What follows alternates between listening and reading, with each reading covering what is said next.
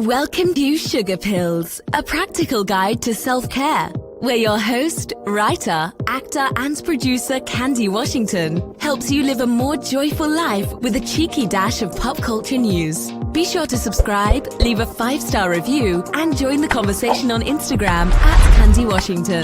Let's go!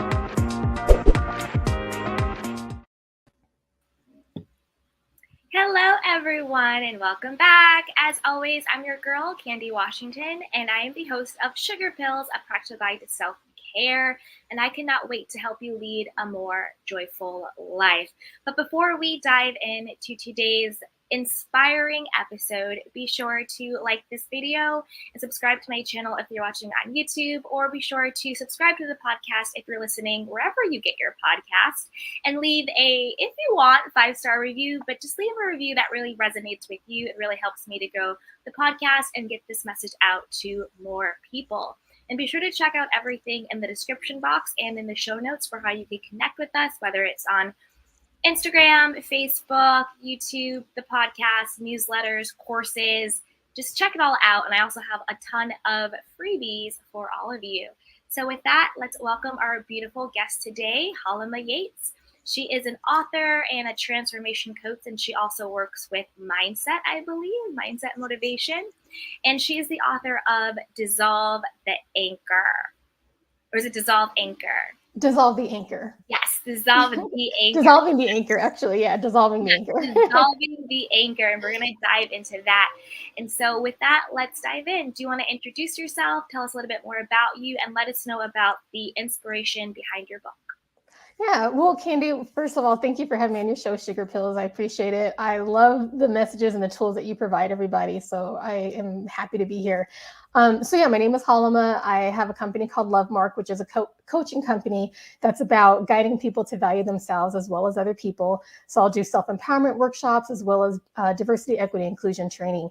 But the book, I published it because there's so much that I've been through in life that I feel like a lot of people can relate to, and finding my way to get through the loneliness, dealing with the negative self-image, negative identity. I dealt with having just a unhealthy self-worth. And I had dealt with suicidal ideation, self-sabotaging behavior. And I found ways in life to finally work on managing adversity and overcoming certain circumstances. And I feel like the things that I've learned in life, I want to just provide some tools for others that can help them find out what they have within them or rediscover what they have within them in order to just get over hard times in life and just have a healthy self-worth. And that's why I wrote this book. I just wanted to provide my journey as well as some tools that can help people realize that they're amazing, and I want them to live a life that they enjoy. I love that. I know me personally, a couple months ago, I was talking to my therapist and I was like, I think I've low-key been depressed for a bit. And I hadn't even realized that I was not going through a depression, but I was going through a depressed period of time. And there was just a lot going on with the lockdowns and losing people and isolation and loneliness and thinking of different transitions. But within it, I had no idea that I was even struggling. I thought I was just moving through, getting through it, just on even toxic positivity. I got this, it's good, I'm soldiering on.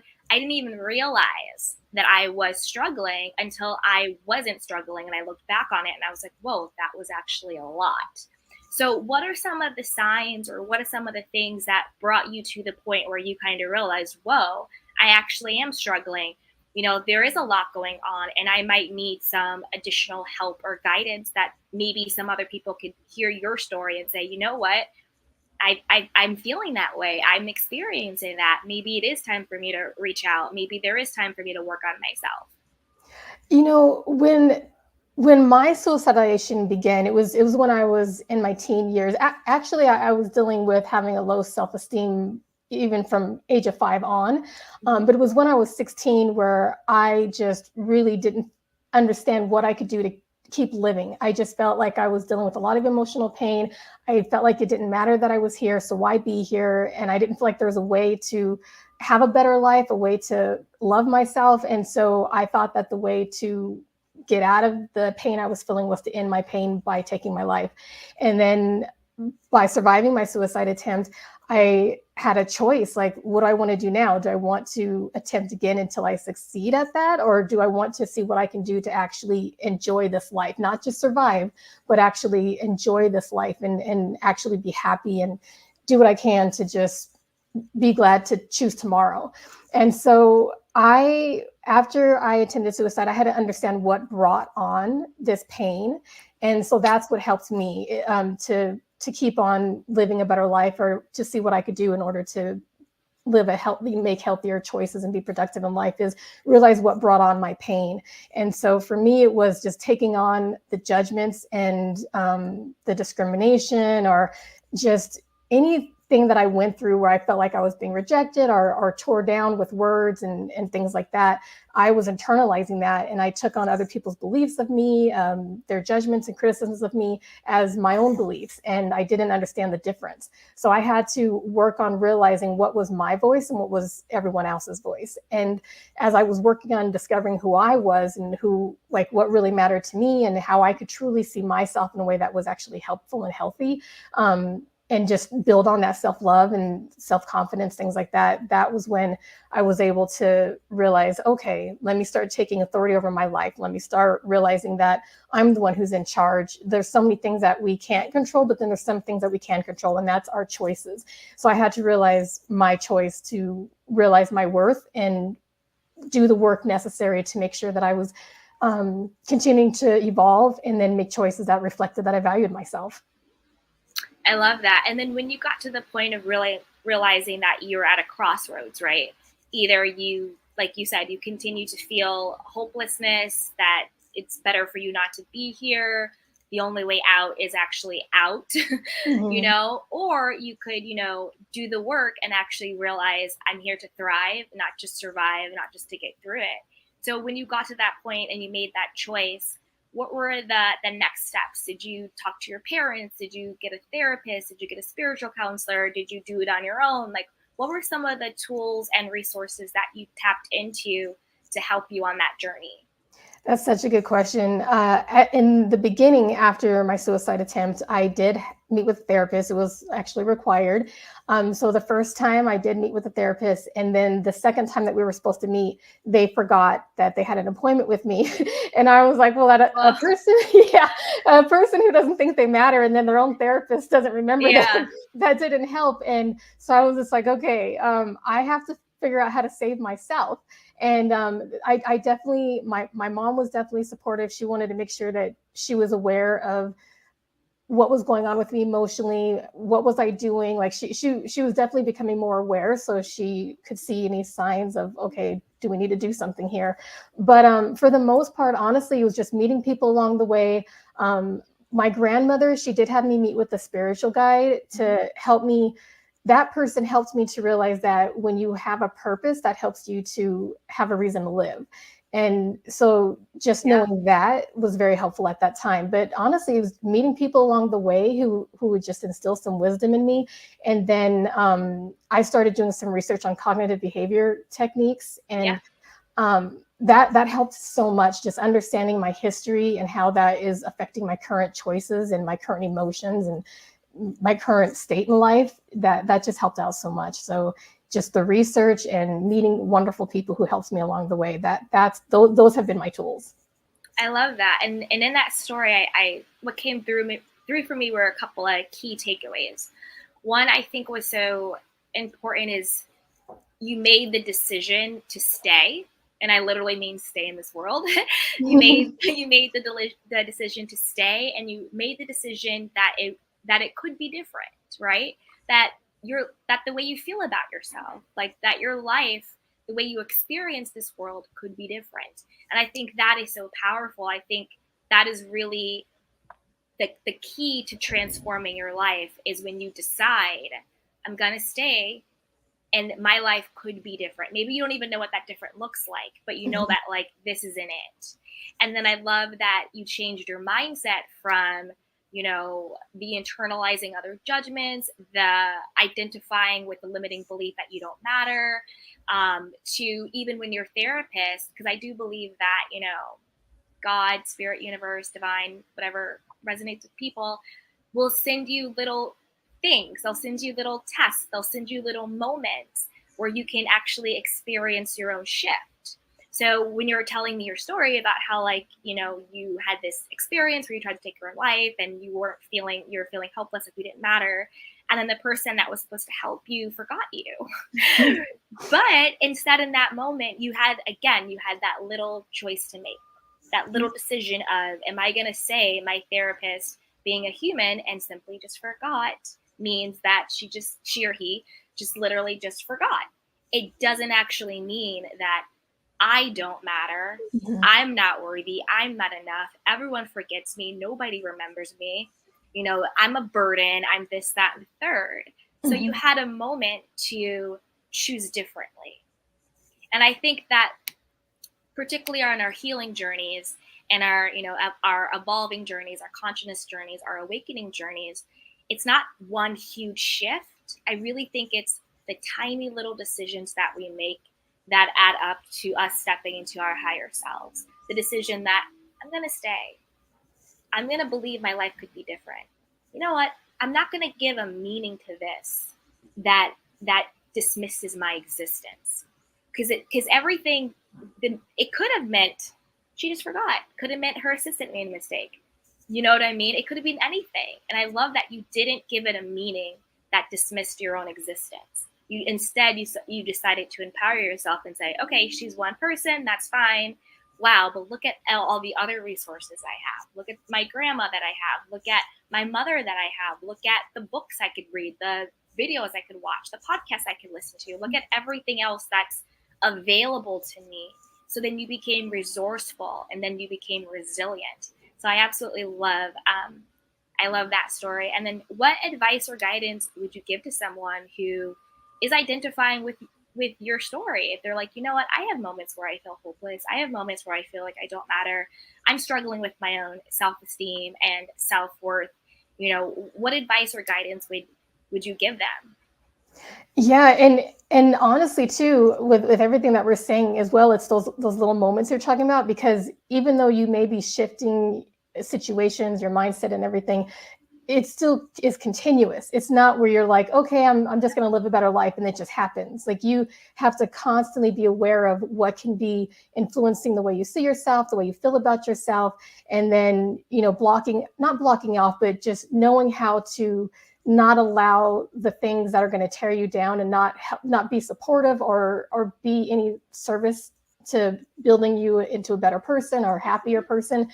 How to not allow that to be something that you internalize and have that be your reality. So that's what I would have them be aware of. Like, it's just having this be a transformation that is a lifestyle. The choices that you make, everything that you do is just going to be continuous in life. There's going to be certain battles that we face, obstacles that we come through or that we face or whatever. And it's just constantly making those choices of realizing, okay, I'm dealing with this right now. What can I do about it? And it's okay also to allow yourself to feel any pain or emotional pain or hurt or whatever. If you need to cry, cry. If there's something going on, allow yourself to feel those emotions, because when we just try and suppress it in order to be strong or be tough and in order to supposedly be strong, by not allowing yourself to be sad or whatever, you're holding that in, and at some point it's going to erupt. So I think it's important to realize that is strength, to allow yourself to feel whatever you're feeling, and understand where it's coming from. So if you are feeling like you're alone, or you're feeling like you're dealing with some depressive thoughts or whatever, where did that come from? And what can you do moving forward to feel better? So for instance, let's say that you're feeling alone. I can actually attest to that, because I had people around me, but I still felt like I didn't fit in and things like that. So moving forward in life, in order for me to not feel alone anymore, I acknowledge the good people that I do have in my life. I acknowledge the wonderful things that they say and do, and how we're there for each other. And then I do what I can to spend time with them. We can all be busy. We can all have a lot going on. But if you can even schedule once a week to hang out with somebody, or once a month if you need to, but just realize the good people that you have in your life, and see what you can do to spend some time with them. Or even if you need to just do a video conference or just talk on the phone or text, like just realize who you have in your life and reach out to them. So that's the way to help with not feeling lonely. But anytime you're feeling down and you're going through certain things in life, once again, feel those emotions, let yourself release them, and then realize where it's coming from. So then once you understand what brought on the pain, then you can look at solutions to, like, well, how can I solve this? What can I do to make sure that I can, whatever the issue is, like, how can I solve that issue, or what can I do to get through this issue? So that's what I recommend. No, I love that. And what came up for me when you were talking was intentional thinking, like making sure that you are, like, one thing I know for me that was a game changer was shifting the relationship I had to my thoughts, where my thoughts weren't just running. They weren't me. They weren't just on autopilot, but I was actually the thinker of my thoughts. I could observe my thoughts. I could change them. If I can observe them and I can change them, that means I control them. Mm-hmm. You know, that means they're separate from me. They're not me. They're not my higher self. So I love that you talked about, you know, intentional thinking and like your self-talk. And when you see your mind going that way, you know, intentionally choose to think differently, make that tiny choice to think differently, to think in a more positive, a more self-affirming way. And I also loved how you touched upon the power of discernment, right? Is this actually my voice? You know, who is actually speaking to me? Is it these, you know, self-limiting beliefs that I hear from other people, or these internalized judgments, or these perceived judgments? Because sometimes we project our own insecurities and we think people are saying to us what they're actually just mirroring what we already think about ourselves, right? Mm-hmm. So, yeah. So, you know, having that discernment of who is actually speaking to me. And if they're saying things that I don't want to experience, and I'm the person that has the power to change it. You know, I have the ability, I have the power, I can be intentional, and I can discern, is this my higher self? You know, is this the divine? Is this God? Is this whatever you want to call it actually speaking to me? Or is it my insecurities manifesting as thoughts? Yes. You know, I also love that you talked about reaching out for support. I think that's huge. I think, you know, either to your therapist or to your friends or to family that you, and again, the importance of discernment, because everyone isn't safe. So I loved how you brought up about loneliness. You know, you could be in a room full of people, but you feel alone, because loneliness isn't about people being around you. It's about, do you feel connected to the people around you? It's the connection that you have. So I love that you brought that up, and again, using your discernment, because everyone's not safe. So the people that in your family who are safe to go to with your vulnerability, your friends who are safe to go to with your in needing support, to reach out to those people. So I absolutely love that. So what are some signs that you're suffering from low self-esteem or low self-worth? Because I know for me, I actually used to have really low self-esteem and low self-worth, but I never thought that. I didn't have the awareness. Like, if you would have asked me, oh, do you have low self-esteem? I'd be like, what are you talking about? I feel amazing about myself. Like, what? Like, da, da, da, da, da, da, da. But then when I actually, you know, got self-awareness, which was to bear witness to myself, when I actually bore witness to myself, it's like, oh, well, you have high self-esteem, you love yourself, you have confidence, but how come you can't create boundaries? How come you can't tell people no? How come you're always overextending yourself? You know, how come you feel less than? How come you feel like you have to prove your value and worthiness? Why are you always seeking validation? You know, why do you feel like you have to seek that you're not enough? But yet you have all this self-esteem and confidence in the world, but yet that's not how you're actually operating, right? Right. So when I bore witness to myself and I got self-aware of how I was actually showing up to the world and showing up for myself, it was a shock. I was like, you know what? I actually don't really have self-esteem. I actually don't have self-worth. I actually don't know who I am. And myself actually isn't my center. Now I have to really kind of buck up and do the work, because this version of me cannot stay. Right. Cannot stay. So what are some of the signs that, you know, you might have low self-esteem or low confidence and you might not even know it? Right. That, oh my gosh, that's a good question too, because you can, like you say that you're thinking one way and then your actions definitely show something else. So I feel like that is something that many of us can relate to, where we think, oh yeah, I'm good, I'm confident, I know I'm this and that or whatever, but then are your actions actually reflecting that?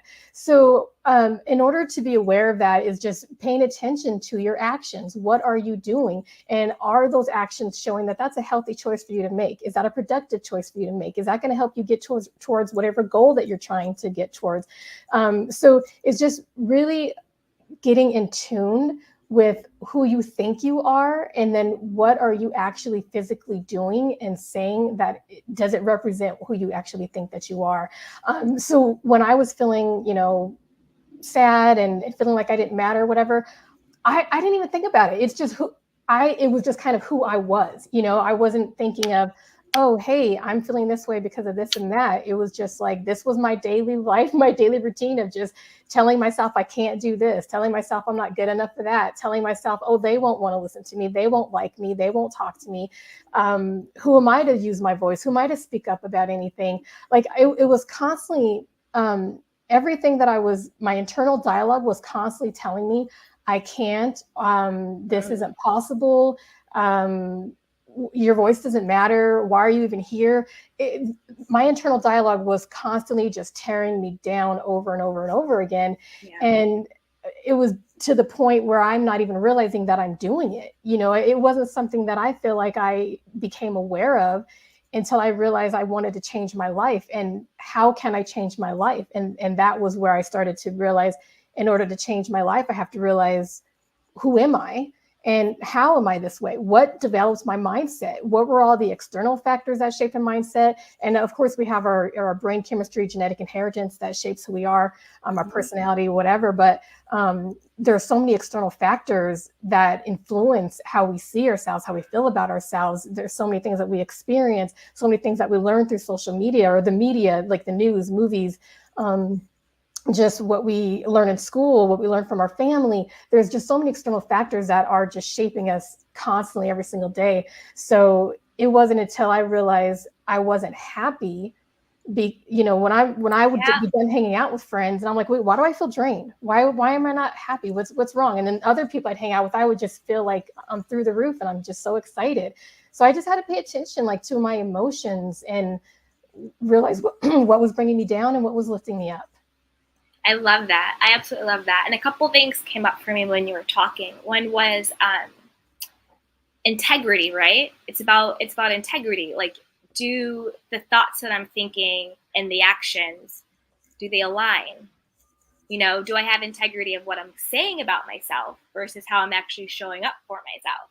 If I'm saying, oh, I'm confident, I'm this, that, I'm a boss babe, da da da da da, but yet I'm still getting into toxic relationships. I'm still being codependent. I'm still, not, asking for what my worth is.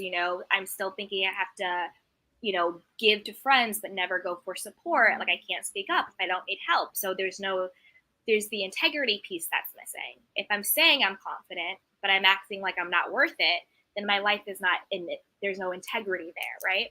So that came up for me when you were talking. And then also being on autopilot with the thoughts, right? Where your default was just, I'm not good enough. No one's going to care.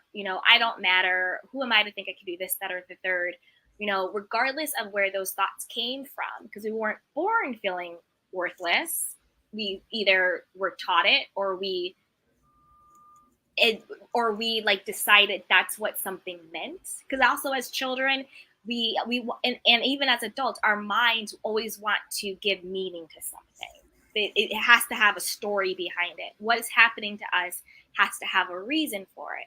And so our little brains thinks it's our fault. It's because of this. It means that, So regardless of where they came from, I think a way to get out of the autopilot, like you're saying, is like through curiosity. Like, what am I actually thinking about myself today? What are actually my thoughts? Like, one thing I did on my healing journey was I started doing like a thought journal where I would, throughout the day, if I had thoughts come in, I just write them down.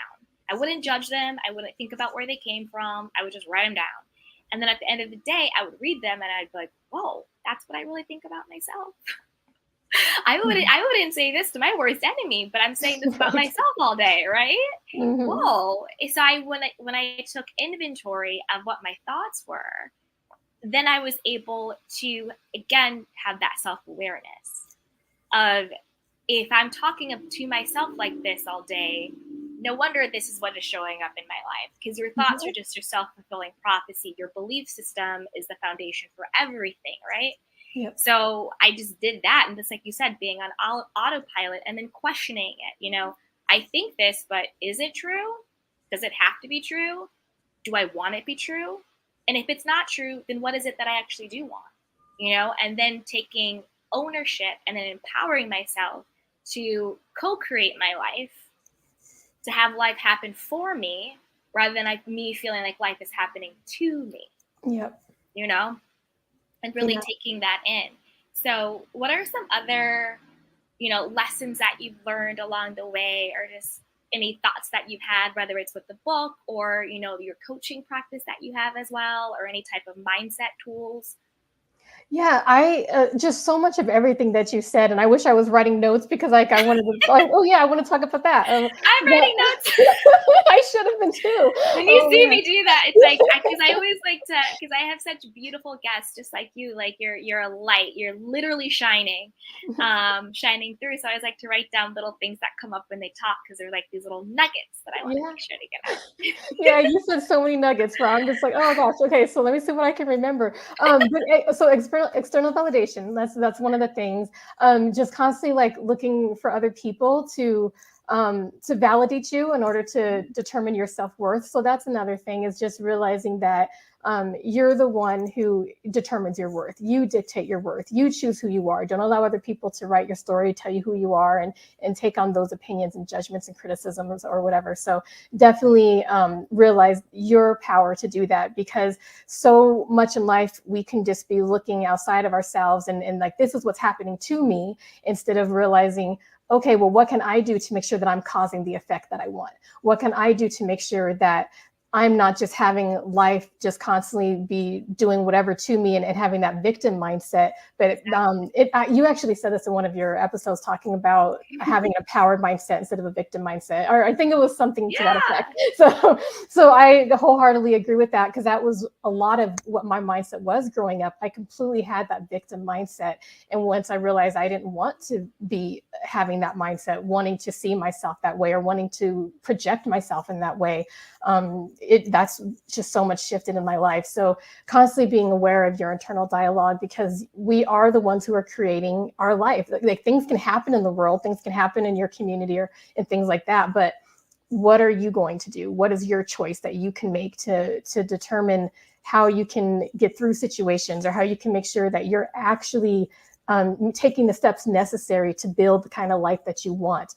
And there's so many ways that we can run into obstacles, and we can be like, oh, I don't know how I'm going to get through this barrier. But sometimes we could be our own barrier. So it's just realizing We usually are. Yeah, it was like, oh, can I really do that? Should I do Yeah. that? Like, so that self-doubt that we have, where did that come from? And sometimes you even have to still, like, when you have these fears, when you're not sure if you can get through something or you can achieve something, just still work through it. Like, what steps can you take to still go towards that goal that you have?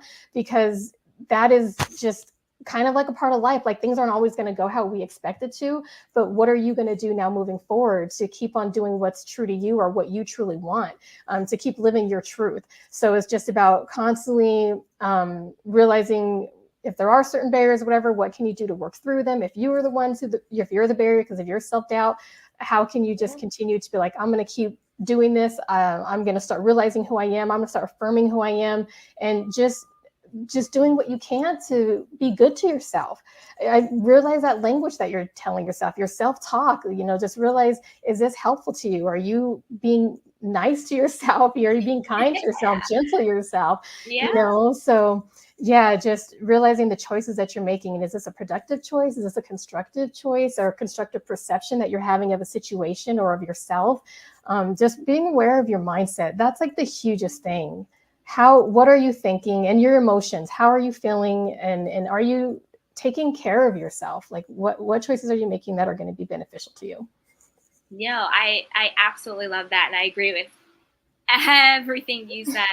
Like I know for me on my journey, I used to be very, very codependent personality type, like a complete yes person, would never say no, overachieving, overarching, overextending, which would ultimately lead to burnout and resentment. When it's like I give and give and give and give and give, and then when I expect something back and I don't get that same level of giving from the person, then I resent them. But it's really nothing wrong. The person really didn't do anything wrong. It all, like, there's no one to change but self. Right. What I did wrong was I thought that the only way to keep people in my life so I wouldn't be abandoned or left or rejected was to always give, show, prove, and do. Proving my value, proving my worth, earning their friendship, earning their love, earning their acceptance, earning. And as long as you're hustling, I think Brene Brown said it, like, as long as you're hustling for your worth outside of yourself, you will always be exhausted.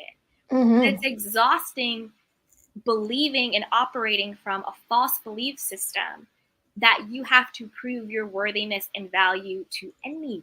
Right. So I shifted my performance-based value, what I was externally, what I was doing for people, and then based on their feedback, then I would decide if I was lovable. Then I would decide if I was good enough. Then I would decide if I was worthy. All of these outside things. But when I got really clear, and I thank my therapist for this because she really broke it down for me. When I got very clear on what my intrinsic value was, which is, no, Candy, you are worthy. You are valuable. You are deserving. You are enough of anything and everything simply because you are here. Right. And you don't have to do anything, prove anything, or show anyone your value. You already are approved. You already are validated. And it all comes from self. That's why it's self-validation, self-awareness, self-love, self-esteem, self-confidence. And when it comes from within, when you change yourself, when you change your own concept of who you are to you, then the world has no choice but to show up differently. Right. Because it's all you pushed out. When you're going through the world thinking, I'm not good enough, everybody leaves, I have to prove myself, I don't matter, then what all that energy putting out, the world will create experiences to prove you right. Yeah, exactly. Your mind and your experiences will always prove you right. You say yes, yes. You say no, no. So when you start showing up fully in your intrinsic value, in your inherent worthiness of your knowing that simply because I showed up, I'm worthy and deserving, then people will start reflecting that back to you because people are just mirroring to you how you already feel about yourself. Right. They can feel it. Like, if, like, yeah. And that just brought up one of the points that I was going to make. And so when you're talking about the things that you do because you don't want to be abandoned, rejected, criticized, judged, and I talk about that in my book.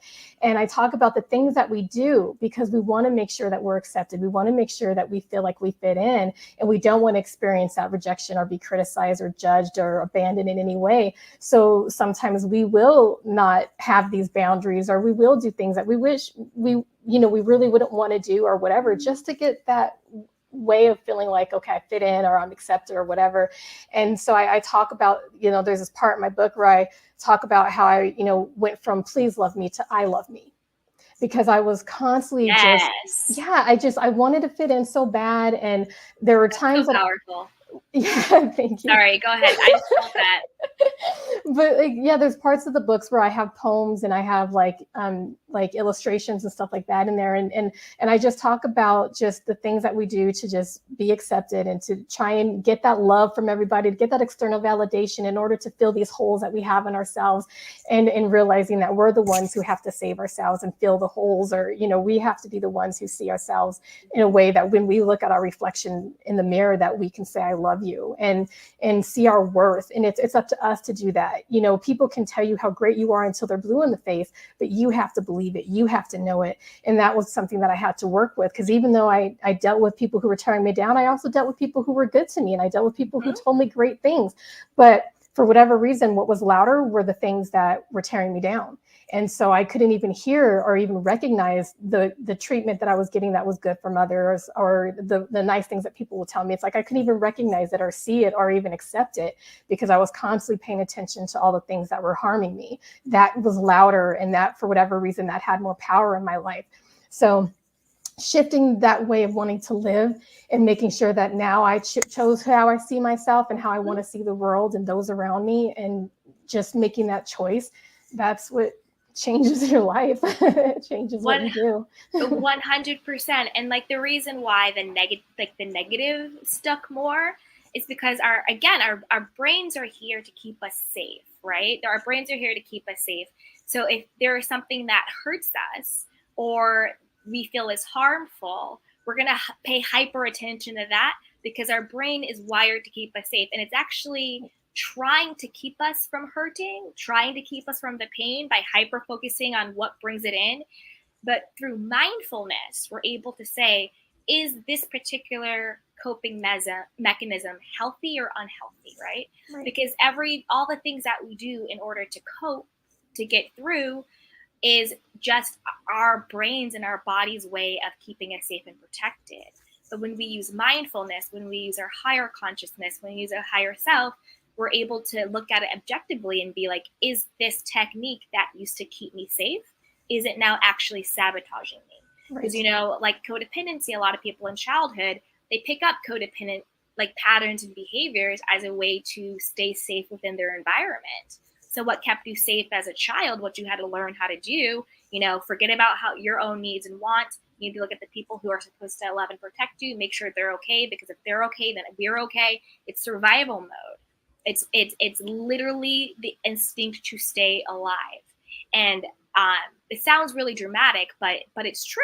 It's true. It's really the instinct to stay alive. Mm-hmm. And we have that so deep within us that our mind will navigate ways to cope, and we'll have different techniques that we use. And sometimes that technique is codependency. Yeah. And what used to keep us safe now as adults is actually sabotaging us. What kept us safe as a child, not saying we had needs and wants, doing what we had to do, people pleasing, making sure everybody was cool, not wanting to step on anybody's toes, blah, blah, blah, blah, blah, blah, blah. What kept us safe as children is now sabotaging us in our adult lives. So we have to unlearn what we learned to protect us. Mm-hmm. So even your mind, maybe somebody said something really hurtful once and it hurt so bad that now you're hypersensitive to it and you're really thinking about it, because even though it's still hurting, in a weird way, it's like, we'll focus on the hurt, we'll be hypersensitive to this so we can be prepared for it when it happens. Mm-hmm. So we'll already know, well, I already knew I wasn't enough. So when they left me, I knew they were going to leave me, because everybody leaves, right? Because again, you're proving yourself right. Everybody leaves me. So when they leave, see, I told you they were going to leave. I knew it. Right? Because it's our way of actually protecting ourselves, because it's like, what hurts more? Saying I knew they were going to leave, or actually having the hope and the expectation that they were going to stay. Right. And then they left. Yeah. Right. So we're trying just to protect ourselves. But through the healing work, through the self-esteem, through the self-love, through the self-worth, we get to the point where I don't care who leaves. Boyfriend, husband, mama, daddy, sister, brother, girlfriend, boyfriend, friendship, whatever. I don't care who leaves. I know a couple of things now. Right. One, I can take care of myself. I can hold space for the pain, because I'm a human being. I'm not going to pretend like it doesn't hurt. I'm going to hold space for the hurt and move through it. And I also know that I'm resilient. I'm going to get through it on the other side. I also know who I am. And if anybody leaves me, I promise you it's their loss. Always and forever. And also someone else's choice does not have the power to define my worth. You can't give me my value, so you cannot take it away. Right. It's intrinsic. It is mine. And one thing that I always think about when I think about that is like, it's an analogy I use. You probably heard me say it. I say it on my podcast all the time. But I'm like, if I'm a jeweler, right, and I'm in a jewelry store, and I have all these beautiful diamonds, and I got this flawless diamond in my right hand, I got this flawless diamond in my left hand. This one is worth 10 million. This one is worth 10 million. They're flossy, they're diamondy, they're shiny. I know I got these amazing diamonds in my hand. I'm this awesome jeweler. And then this guy walks in off the street, right? And he comes in, he's like, Candy, I'm in the market for a diamond. What you got?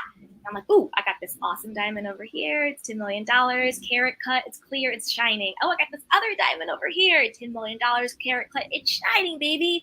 Which one you want? Which one you want? And he looks at him. He goes, all right, I'm going to take the diamond in your right hand. I'm like, cool. $10 million. Here's the diamond. He leaves. Does the fact that he chose the diamond in my right hand devalue the diamond in my left hand? Right. No. You are the diamond. Nobody's choice or preference can devalue your intrinsic value, because regardless of who walks in off the street, and if they choose to leave or they choose not to take it or whatever the case is, you're still got that carat, that cut, that clarity. You're still worth the $10 million because that person's choice didn't give you the value.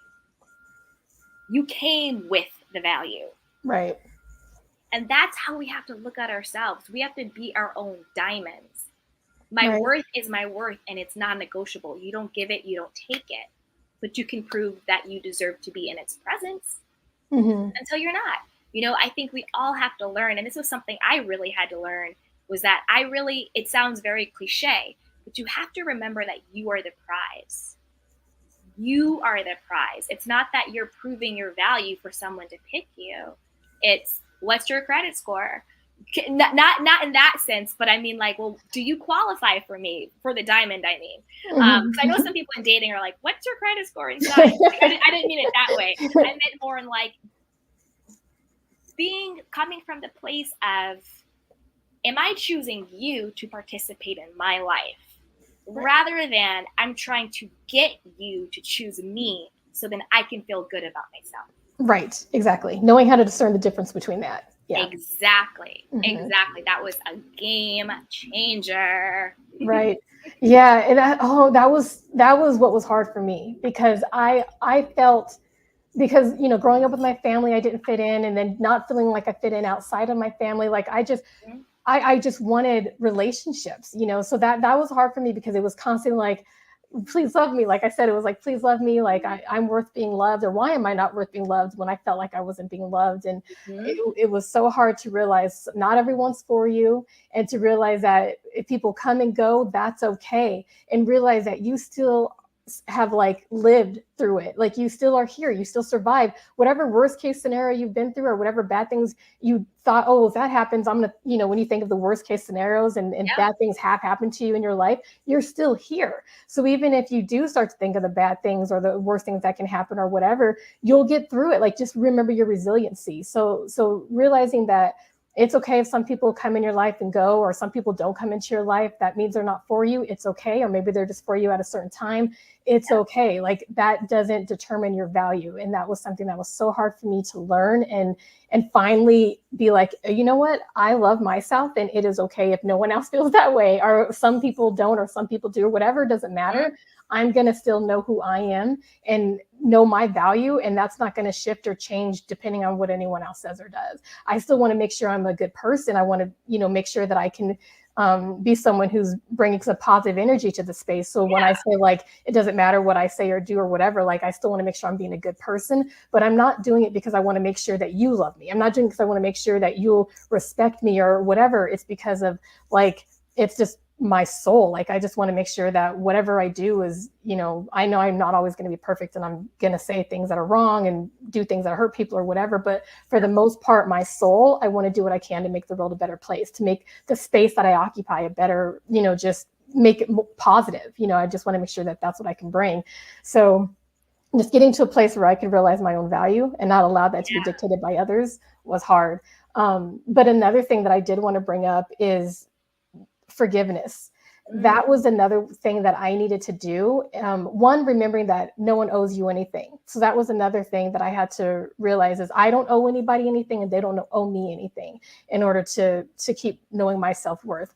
But that forgiveness of whatever anyone has said or done to you, or whatever you said or whatever you have done, It's not to say whatever has been done or said is okay. It's not to excuse it, but you forgive in order to be able to let go of holding on to that weight of the pain or the guilt or the resentment or whatever. So if you're going to remember anything you've been through, use it to help you grow. Use it to make sure, well, this time I'm going to make a decision that's going to be more productive for me. This time I'm going to make sure, if any similar situations happen again, I'm going to know how to get through that. I'm going to remember my resiliency or whatever. So forgiveness is important, but if you do remember things, use it to help you grow.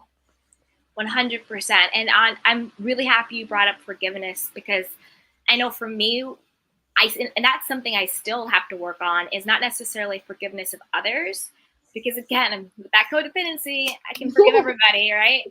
But it was forgiveness of self was my biggest hurdle when it came to forgiveness, because I had that perfectionism mindset that I didn't allow myself to be human. Like, well, if you didn't make that mistake, you would be here by now. If you didn't take that turn, you would have this by now. If you didn't do that, then you would have this, and when I wasn't giving myself the grace to be a human and say, hey, you made every choice you made from what you knew and the best you had at the time. Right. Every decision you've ever made was based on what you knew at the time and the best you could do and the level of consciousness that you were working on. Give yourself a little bit of slack, give yourself a little bit of grace. And guess what? You're a human. You're allowed to make a mistake. You're allowed to mess it up, but you're still going to get where you're going, and everything is okay. You're still going to, and also surrender to the fact that maybe you're exactly where you're supposed to be.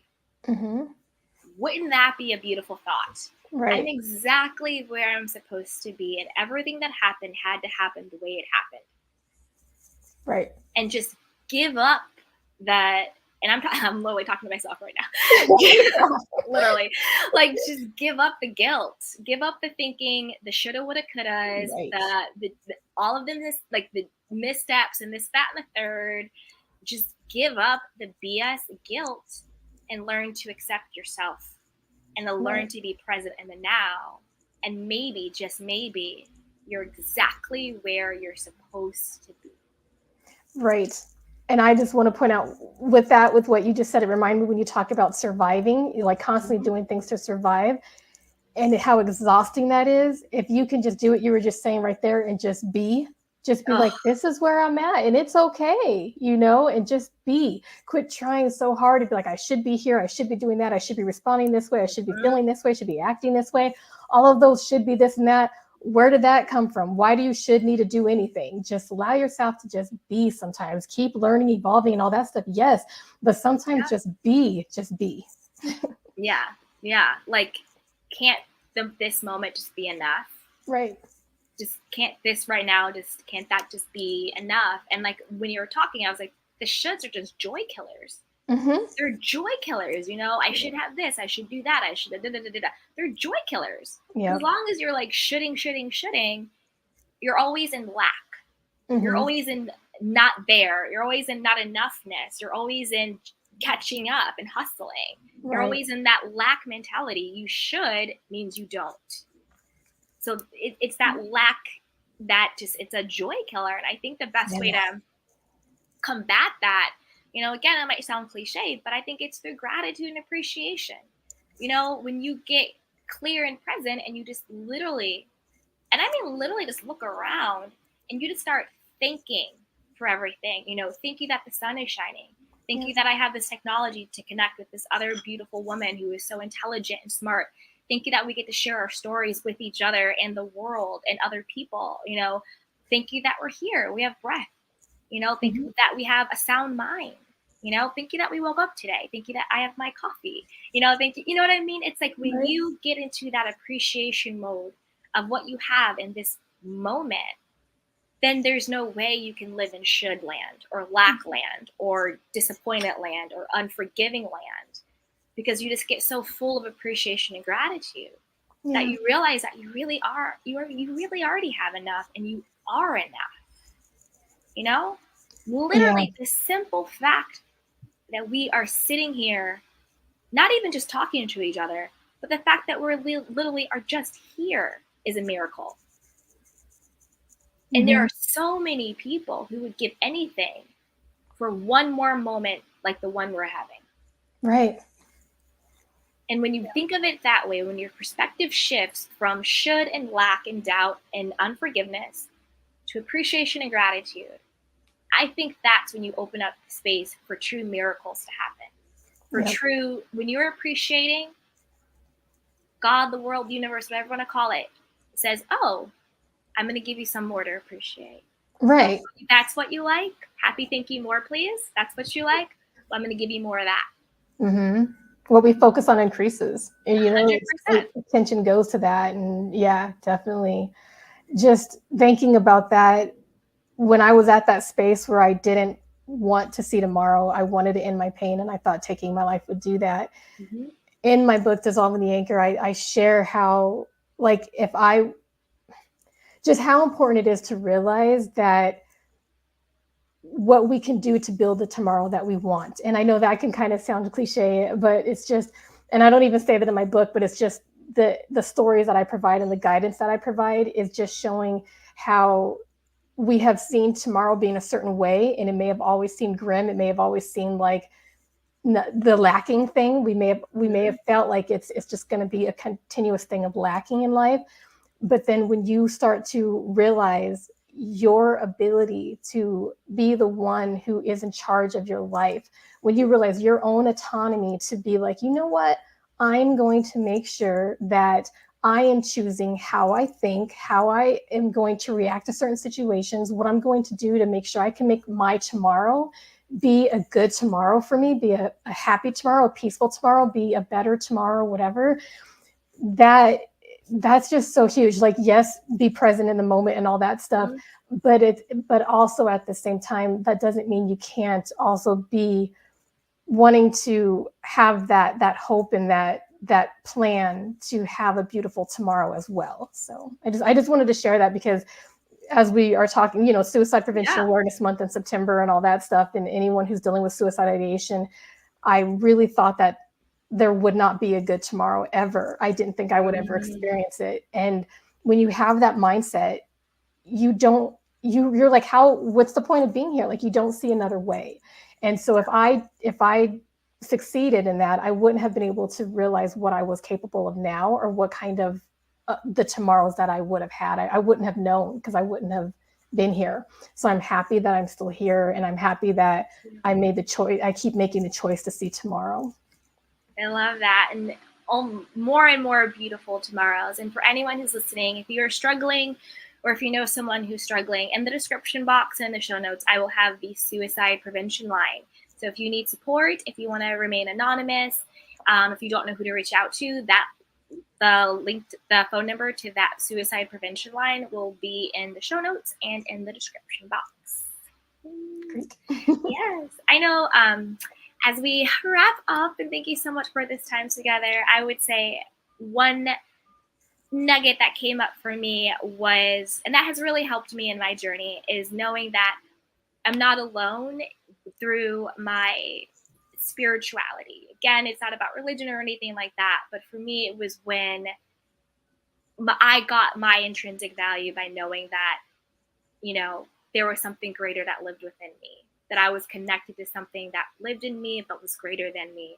So when I needed support and I didn't even know how to ask for it, now I realize I was always divinely supported. When I needed direction and I didn't know who to ask, now I know that I was always divinely guided. So that has really been such a blessing for me, and such a compass and such a comfort, I would say. Such a comfort, just always knowing that the presence of something greater than me but lives in me is always with me. And that is really where I get my strength from. It's not my strength. It's the strength from God. It's the strength from whatever you want to call it, whatever you identify with, if you identify with something greater than yourself. So to me, that's always what I tap into. Like, one thing I do when I wake up in the morning, I say, thank you for your divine support. Thank you for your divine guidance. Thank you for your divine protection. Show me the way, and thank you. And that has really, really helped me. So as we wrap up, I want you to share two things with us. One, your last nugget, your last thing that you wanted to leave us with. And then secondly, again, everything will be linked in the description box in the show notes, but I want you to share with us, where can we find you? Where can we buy your book? Where can we connect with you? Wow, a last nugget. Oh my gosh, I don't even know because I feel like You can repeat. You can repeat. It's just that one nugget that you just really want to get out. Yeah, I would just say it's really, all honestly, is just like you being the one who affirms who you are. You understanding that you're the one who is determining your value, not anybody else, not whether it's your family, whether it's whatever you're seeing in the media. Don't allow anything to tell you how to see yourself, how to feel about yourself, and to dictate your worth. You are the one who is in charge of your life. You dictate your worth. You choose who you are. Yeah, that's what I would say. That's the biggest thing. And then where to find my book. So go to dissolvingtheanchor.com, and that, yeah, I hope you do enjoy it. I've been getting a lot of great feedback on it. It's not your, like, some people are like, oh, it's a self-help book or whatever, but it's not like your typical self-help book. Like, I really go into the raw and realness of what it's like to be in emotional pain, and sometimes the images are used to like define that, in addition to the stories that I share. But I do provide some guidance as well. So it's like it's a memoir, part self-empowerment guide. So dissolvingtheanchor.com. And then if you are wanting to work with me for self-empowerment, any type of workshops like that for building self-worth, having a healthy self-worth, then you can go to Lovemark, which is in my name there, that you can see there. So if you just go to lovemark.com, you can see what kind of programs that I offer. And yeah, just get in touch with me, and I'd love to work with you.